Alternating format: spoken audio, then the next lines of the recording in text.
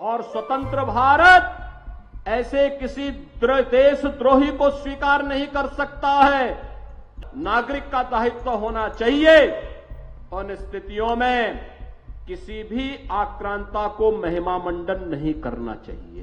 के महापुरुषों को अपमानित करता हो, उन आक्रांताओं का महिमामंडन करता हो जिन आक्रांताओं ने भारत की सनातन संस्कृति को रौंदने का कार्य किया था, बहन बेटियों की इज्जत पर हाथ डालने का काम किया था, हमारी आस्था पर प्रहार किया था, उसे आज का ये नया भारत स्वीकार करने को कतई तैयार नहीं है। और ये बहराइच वही ऐतिहासिक भूमि है जहां पर एक विदेशी आक्रांता को धूल दूषित करते हुए महाराज सुहेलदेव ने भारत की विजय पताका को दिग दिगंत तक पहुंचाने का काम किया था। महाराज सुहेलदेव का शौर्य और पराक्रम इस स्तर का था, उन्होंने विदेशी आक्रांताओं के साथ जो शौर्य और पराक्रम का परिचय दिया था, उसी की परिणति थी कि 150 वर्षों तक कोई विदेशी आक्रांता भारत पर हमला करने की कोई दुस्साहस नहीं कर पाया था।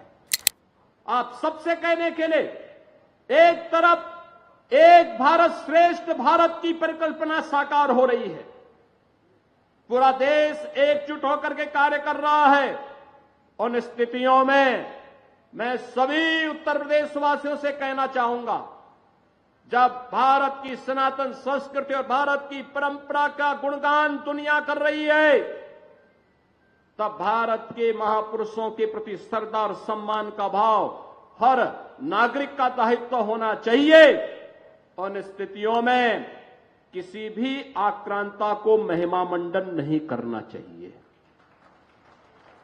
आक्रांता का महिमामंडन का मतलब देशद्रोह की नींव को पुख्ता करना, और स्वतंत्र भारत ऐसे किसी देशद्रोही को स्वीकार नहीं कर सकता है जो भारत के महापुरुषों को अपमानित करता हो, उन आक्रांताओं का महिमामंडन करता हो जिन आक्रांताओं ने भारत की सनातन संस्कृति को रौंदने का कार्य किया था, बहन बेटियों की इज्जत पर हाथ डालने का काम किया था, हमारी आस्था पर प्रहार किया था, उसे आज का ये नया भारत स्वीकार करने को कतई तैयार नहीं है। और इसीलिए मैं आपके कहने के लिए आया हूं, विकास की एक गाथा तभी आगे बढ़ सकती है जब हम अपनी विरासत को पूरे गौरव के साथ आगे बढ़ाने का काम कर रहे हैं। हमारी गौरव गाथा विरासत के साथ जुड़ती है, विरासत विकास के साथ जुड़ता है।